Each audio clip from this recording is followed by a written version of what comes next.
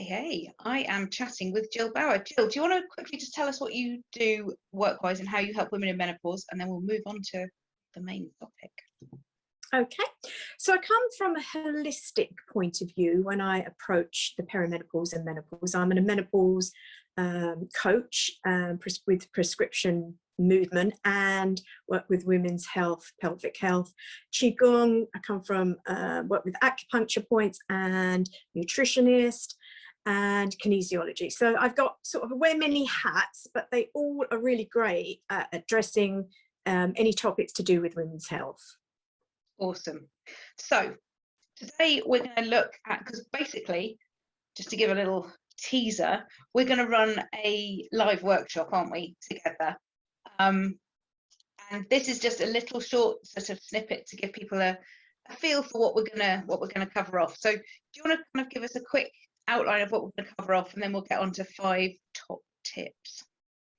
Okay, so ideally the workshop we want to run is interactive. So yes, there's going to be some information and some guidance, and it's going to be on the topic of memory, concentration, focus, attention, foggy thinking, all these things that really can impact women during the perimenopause to menopause into postmenopause. And we're going to look at maybe all of the aspects or some of the aspects that are connected to that, and that's going to take 1 workshop, maybe 2 workshops. So yeah. When we think about memory, might be different. So memory is retaining information and obviously recalling it. We've also got learning, we've also got focus, concentration. So they're all like the brain and the mind, but they're all slightly different. And so there isn't just one magic pill I can say to women, go away and do this and your memory is going to be perfect. It isn't that simple. The brain is an organ. It's a neglected organ. We think it's complex. It's not as complex as it is, but has its own complexity, and we have to approach it from different aspects. Cool. So yeah, so in the workshop, we're going to work through loads of stuff. I'm not going to give spoilers on what we're going to work through, because obviously we want people to come to the workshop. But I know you've got 5 top tips for improving your memory that people can have as a takeaway from this video, and then as a precursor to the workshop. Yeah, exactly. So we're going to today I'm just going to give you 5 simple things that you can do, and so this isn't just perimenopause. This is like you know, when you're going through your menstrual cycle, we have those days, don't we, through the month that we're not, we do. You know, I'm dyslexic, and I can get more dyslexic during certain times, you know, when my hormones were being released, and I get really clumsy. So there's certain things that can make us worse and better at different times. And then obviously the brain is an organ, but it's also a muscle. So we don't work with the organ or the muscle, it's not going to grow, it's not going to be strong. And just like the heart, think about the heart. We have to exercise, we have to get blood flow, we have to give it good nutrition, you know, we have to make sure there's not enough stress. So we do a lot for the heart. The gut is also a brain as well. We've got the heart, that's the brain, the gut's the brain, and we've got the brain, we've got the 3 brains. And so we neglect the brain because people just don't know what to do with it, even though we use it every second of every moment of 24 hours of the day. Yeah, absolutely. So what's tip number 1? Okay, so these tips are basically, we're not really sort of like honing in on memory or focus or concentration. This is just basically for the general overall health of the brain itself. And there's different parts of the brain, and different parts of the brain have different functions and different functionality. So our first tip, very first thing that we're doing, is the best nutrition that we can give our brain is water. And we forget. It's so simple, but it's something that we forget to do.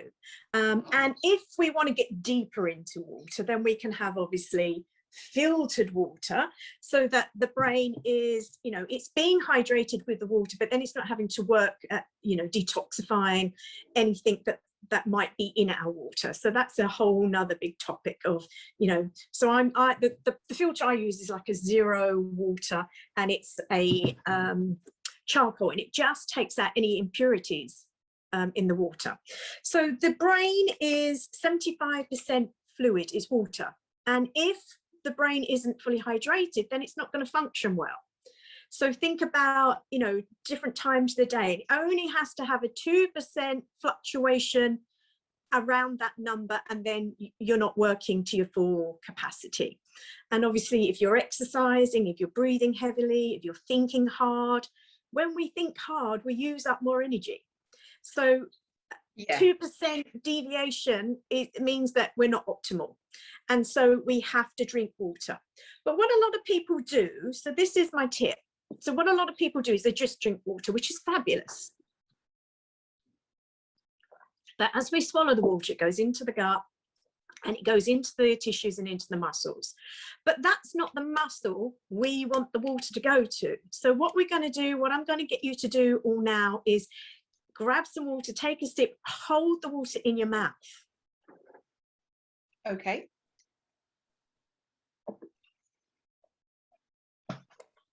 And as you hold the water in your mouth, what's happening is we've got receptor sites under the tongue, and that takes the fluid all the way up to the brain first. So then the essential organ in our body is getting the prime, it's getting served first. So it can then absorb that water, and then the rest you swallow and it goes into the gut.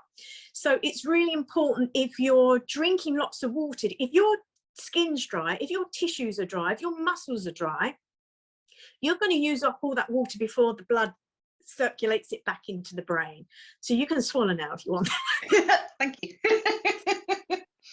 So there's a particular thing that we do in kinesiology. It's the first, if we're working with a client, there's no point us doing work if the body hasn't got sufficient, if it's not hydrated enough, and therefore it hasn't got enough energy. So we do like muscle testing to check to see the hydration level of the body and the brain. And we can just tell that the body sometimes, the brain sometimes less. And then if the brain hasn't got sufficient water and is not hydrated enough, then you're not going to be able to focus, you're not going to be able to concentrate, you're going to feel sluggish, you're going to feel tired, and you're going to get headaches. So number one, drink more water. And so sometimes what happens with women, this is where we can expand on this within a workshop. Women don't like drinking water because of the pelvic floors, especially if they're out. Yeah. If you're going out for the day and you think, right, I've got to get on a bus and I've got to walk around the shops and then I've got to get home, that's probably going to be an hour. Am I going to go an hour? I'm not going to sip water because I might need the loo, and then I can have a whoops moment. So then they don't drink enough water. So then they come back from shopping and they're tired and they've got a headache, and they might have forgot something. They might have left their credit card in the machine because they're not thinking clearly, because they're dehydrated. So there's a lot of interplay with, one of my tips and some of the other things that might come up. So that comes up a lot with women with pelvic health issues, that they need to go to the toilet. They might have urge incontinence or stress incontinence. And so they don't want to drink enough water. So that happens quite often. And then you've got two things going on, not just one. You haven't just got memory and poor concentration.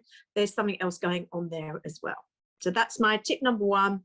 Drink lots of water. Hold it in your mouth so that you don't have to drink gallons of water.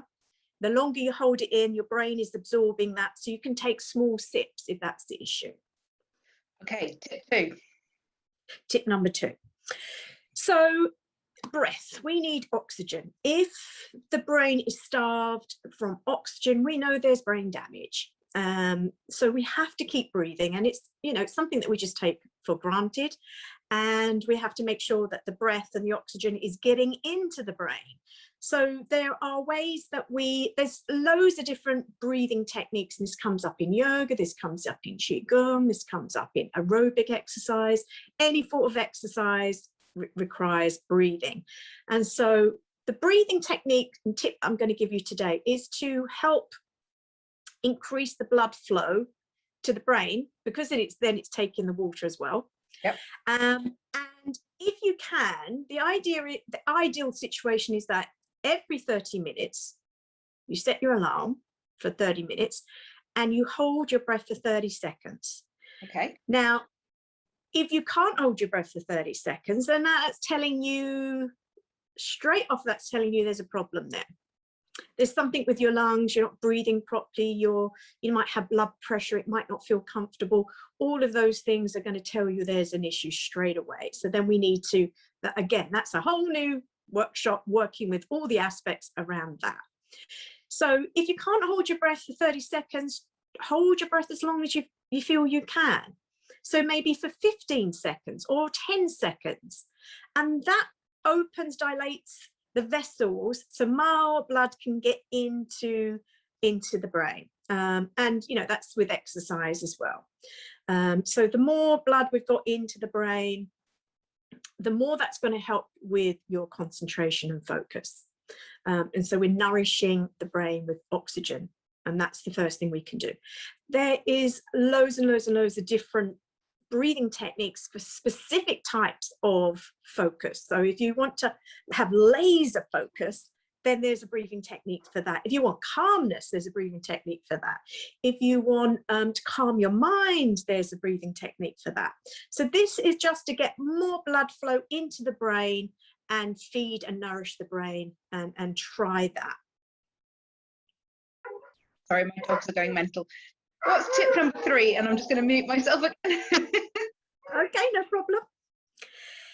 So we've got water, we've got breath. The next thing we need is to move, to have a movement. So exercise is paramount for all the organs. You think about exercise for the heart. If we're going to exercise for the heart, we will even exercise more for the brain. So the brain is an organ, but it's almost like a muscle as well. It needs to be worked, it needs to be flexed. So that movement exercise is really good, but there's also brain exercises. So I'm also trained in something called brain gym. So it's movements, but it's specific movements targeted for the brain. Okay. And there are over 26, there's probably more than that, but 26 sort of brain gym exercise, and it works the brain in loads of different ways. And so we've got 2 hemispheres of the brain. One's more of a logical, one's more creative. We tend to sort of focus our energies in one part of the brain. We need to have like lateral thinking, where we can access both parts of the brain depending what situation we're in. If we need to think logically, we can tap into that side. If we want to be more creative, we can tap into that side. So we don't want to narrow that down. We want to have access, and we've got to be more lateral thinking. So then a brain gym exercise that helps you to get access to both areas of the brain is something that we call the cross crawl. And I bring this movement into all of my classes because as a dyslexic, I need this. And it's basically where you cross your opposite arm onto the opposite leg. And you can sit down and do this, or you can stand up and do this, and you just breathe and move. So it's pumping around the blood. You're having to breathe. You're crossing your arms and your limbs through the midline of the body. That creates lateral thinking, opens your brain up so that you've got access. And obviously, it's not just do it for 10 seconds, I'm a lateral thinker. It's something that we have to keep coming back to, because it's like a highway. If your highway is at the back of the brain, we've got like a bridge that accesses both hemispheres. If that's clogged up and debris and, you know, not fluid, energy is not moving, then we have to keep energy moving. Think about, we can get traffic jammed, and so we have to keep things moving back and forth, moving back and forth. So we have to keep doing this. So that would be my 3rd tip: cross crawls. And maybe do 30 of them, and you can do them nice and slow, bringing the arms up above the heart line, getting those knees nice and high, sitting or standing. So that would be tip number 3. Still making silly noises, so I'm going to mute myself again after asking you for tip number 4. Okay, so number 4. So number 4 is working with the acupuncture pressure points. So we are really familiar with the feet and reflexology, and then when you want to work with the reflex points, you massage the soles, the feet and the toes. But we've in traditional Chinese medicine, we have the same sort of replication in the ear. The whole ear replicates the whole body. And so the part that is part of the brain is this lower bit that we tend to pierce with our earring. And so sort of rubbing the lobe of your ear, this is the bottom here is your brain type activity. This is the bottom, this is the spine, and inside are all the organs. So sort of massaging your lobes of your ears. And you might find that you're doing, when you concentrate, you're thinking, oh, you know, well, what do I want to eat? You know, you might even find that you're doing that anyways. And you want to get it red, you want to get it hot. So you want to bring fresh blood into the lobes of the ears, take off your earrings. And, you know, it's quite a therapeutic thing. So I also do a beautiful acupuncture facial. And, you know, work with the ears and work with the points, and we work with auricular seed points around the ears. And this is like a mini acupuncture session that you can, you know, cover a lot of area really quickly. So sort of getting blood flow to the earlobes will also help get blood into the brain as well. Well, that was a new one on me. Number 5. Okay, and number 5. So just going back to number 4, I mean, there's so many points. I mean, again, you know, a whole workshop on this. So this is where we need to expand this, because I'm covering things, but there is so many different other things. You know, the vagal nerve can be accessed around here. So the vagal nerve is really important part of the nervous system if we want to digestion and sleep and all those sort of things that impact us with our perimenopausal symptoms. Okay, so we were up to number 5. Yeah. Okay, so number 5, did you know that our brain has enough voltage in it to light up a small bulb? No, and you think some days there's the lights off, you know, some days it's definitely, you know, like not you have working. an idea, an inspiration, the light bulb goes on. That's what it's almost saying. It says, right, we've got communication, circuitry, electricity into the brain, enough to light it up so that you've got a great idea, a great concept.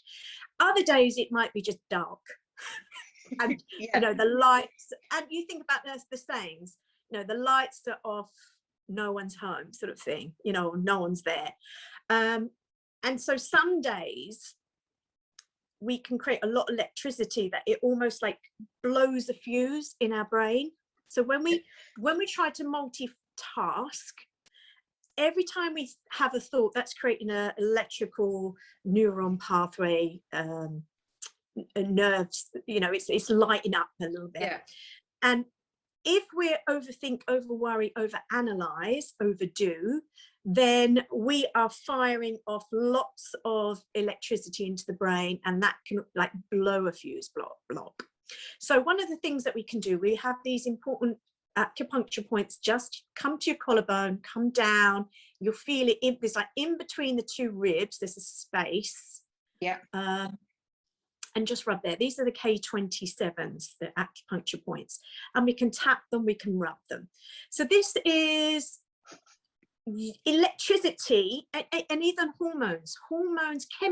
Chemical reactions have an electrical circuitry to them. So if your hormones are like up off the scale, as they do sometimes when they fluctuate in perimenopause, then you've got too much electricity going on and you can get confused and your circuitry blows.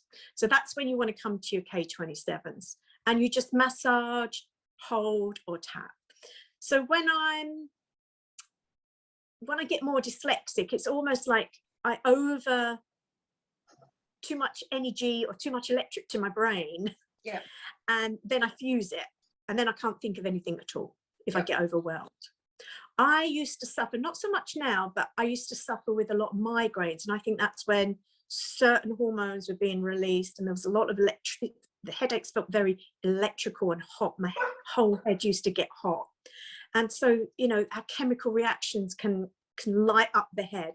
So some days I think, you know, I'm like the brightest lamp you can get, you know, the sun, and then other days it's dim, there's nothing there.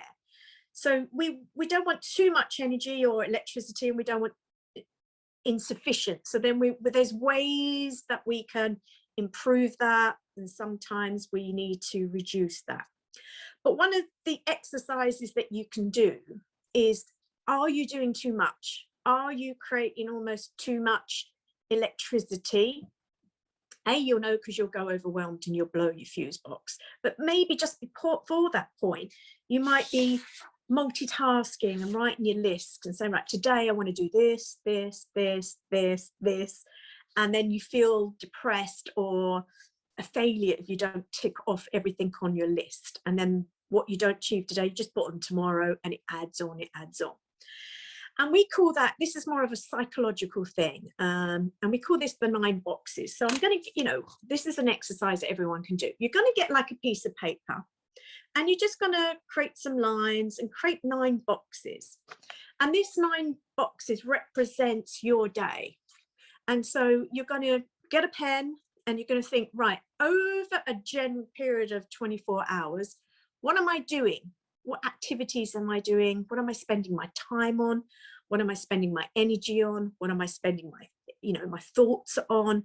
And you write out 9 things. So the first box would, what is the main thing that you're doing every day that's spending up a lot of time and energy? And that could be work. So in your box, you'd write work. And then you go along, you think, right, after work, then what am I doing? And then you might be caring for somebody. So you might have an elderly parent, or you might have a child or a teenager or friends that are going through issues. And then you think, right, you're spending time sort of caring for somebody else. And then the third box, and it might be, what do I do next? Okay, so I'm running the house, domestic chores. So that would be 3. Number 4 would be, okay, social networking. I really wanted to watch that workshop, didn't have time during the day. I'm catching up now. And then your social media, or sort of research or education. And then 5 might be, am I exercising today? 6 would be, am I my sleep? How much am I sleeping? And so on and so on and so on. And it's amazing when you do this. So this comes up within a kinesiology session, and we go through it with the client, and we say to the client, how much time do you think you're spending at work? And they go, oh, probably about 7 hours. And then you do muscle testing, right, and it actually is only 4 hours. They're actually only working for 4 hours. They think, oh, well, that seemed like a longer. And then we go, okay, so how much time was you spending social networking, researching, watching, listening to meetings, catching up, blah, blah, blah, or probably about 2 hours. And you go on, and that's 9 hours. So already you've got like 4 hours and 9 hours in 2 boxes. And then you go on to box 3. Well, how much are you spending on domestic chores? And everyone says, oh yeah, 5 hours. It's always I wouldn't say that. I'd say 5 minutes. And it's sometimes so what happens with this, you actually get to understand where the client's coming from. So if a client says, oh, I'm only spending an hour tidying up and cleaning, and then in reality they're spending 5 hours, then you think, hang on a minute, 5 hours tidying, that makes me think there's some OCD there, or some fears, or some emotional stuff about that. And again, if there's only 5 minutes, there might be, okay, cluttered house, cluttered mind. That you can see there where things are in balance there as you go through each of the boxes. And then what happens, especially with menopausal women, is like they get to the last 2 boxes, and it's nothing on relationships, nothing with partner, nothing with self. So they're doing everything for everybody else. And then I go, right, where's the box? Where's you box? Where's the time you spend on you? And they go, oh, I haven't got one. Oh, okay. So this is where the problem is. And so this really highlights to clients exactly what they're doing, where they're spending their brain energy on, where there is some imbalances in their life, psychologically, emotionally, and mentally. And it's almost like a cognitive behavior therapy type thing, where they then become aware why they're so tired, why they can't focus, because they're spreading themselves too thin, you know, worrying about or doing things that, you know, maybe they could do the next day. They don't have to do that day, but they are not prioritizing. And most of the time they don't prioritize on themselves. So then this is a really good thing to do in a group, because, you know, you work together in a group and people say, you know, what they're doing. You think, oh yeah, I do that. And then you can associate that. And then you think, well, I've also got to walk. So you might spend a lot of time walking your dogs. Do spend quite a lot of time walking dogs. Yeah. And then you think, Christ, no wonder I've got no time to get this done, or I've got no time to get that done. And maybe it helps you to prioritize and rejuggle your day. And obviously for you, walking your dog is a pleasure, and it gives, you know, you're outside, it gives you your energy. So you might be ticking 2 boxes with that. If you walked a little bit faster, or did a bit of jogging with that, then you're actually achieving 2 things in one. You're getting the dogs exercising, you're exercising, and so that you can combine things to make your life a little bit easier. And then when we get so overwhelmed with life, we can't see all this. We can't take it all in, because we're completely overwhelmed by what's going on in our life. And that just gives us a little bit of clarity, a little bit more where we can focus. Sometimes what comes up with any kinesiology session, they have to increase what they do in a box and decrease in another box to bring balance into their life.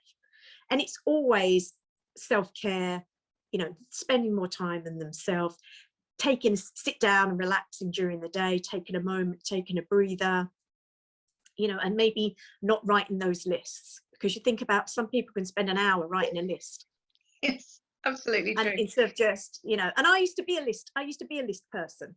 I was probably the worst of the list person, but I don't do that anymore. I just think, well, I ask myself 3 questions. Does it have to be done today? If the answer's not yes, then I don't do it. Do I want to do it? And if I don't want to do it, then I don't do it. All right, I might not want to do it, but can I do this tomorrow? And then if the answer is yes, then you put it off to tomorrow. You know, as women, we've always got this sense that everything has to be done immediately. We've got to get that done now. And we put so much pressure on ourselves. And this then has an impact with our brain, with our energy, with our time. And think about all the electrical impulses if you're, you know, so after we've done the 9 boxes, what we do is we add all the times. And that's, you know, there's about 28 hours in a 24-hour day. So clearly something's imbalanced there. And then people wonder why they can't concentrate, they're tired, they're fatigued.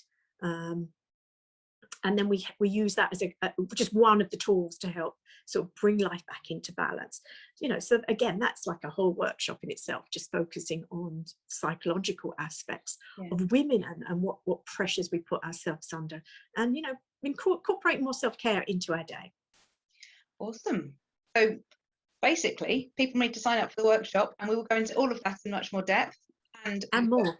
And more, exactly. Awesome. Thank you so much, Gill. You're welcome. Speak to you soon.